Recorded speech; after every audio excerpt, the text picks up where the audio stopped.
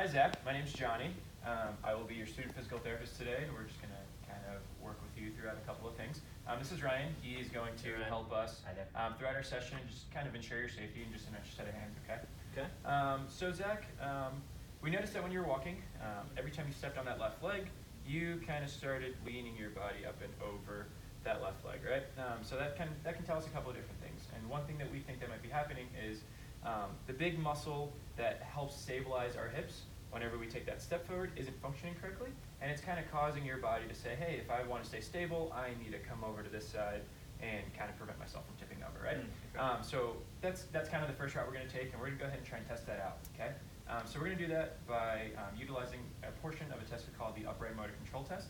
And this portion is, we're just going to have you kind of put all your weight through that left leg, and we're going to have you pick up that right leg off the ground. So you're just going to be standing on this left leg, and we're just going to see, if your trunk moves around, if your hips move around, and then that's just going to tell us, if that muscle is working correctly or maybe not correctly, okay?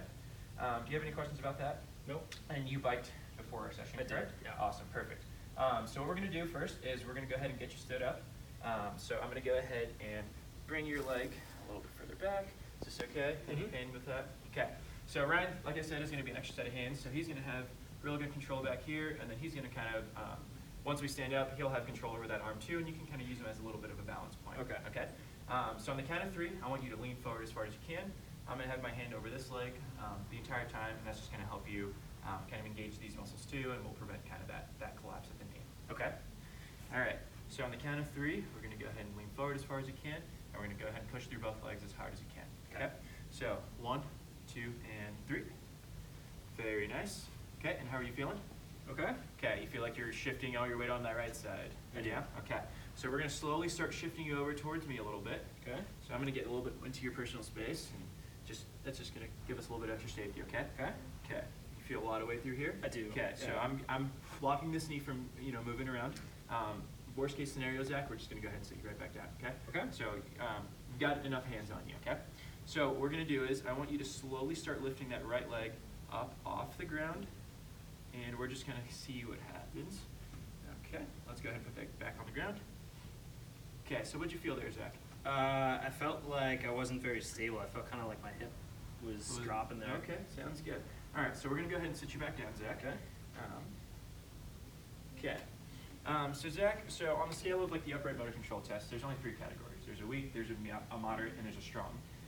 And so good news is you fall kind of in that moderate category, right? So we're right in the middle.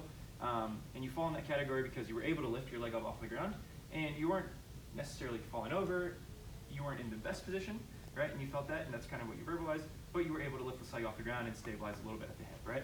So that's telling me is that this muscle isn't firing super well, all right? So you mentioned kind of your hip was dropping, and that's kind of what we're noticing in the walking. So instead of your hip dropping during walking, you're leaning over to prevent it from dropping, and that's kind of preventing you from tipping over. So good news is we can target that muscle a lot, we can work on it, we can strengthen it, and that should get you in a better body position while walking. That's just going to help you get across campus a little bit better and a lot safer. Okay. Okay? Do you have any questions about it? No, that makes sense. Awesome. Okay. Cool. All right. Well, let's get working. Okay. Sounds good. Sounds good.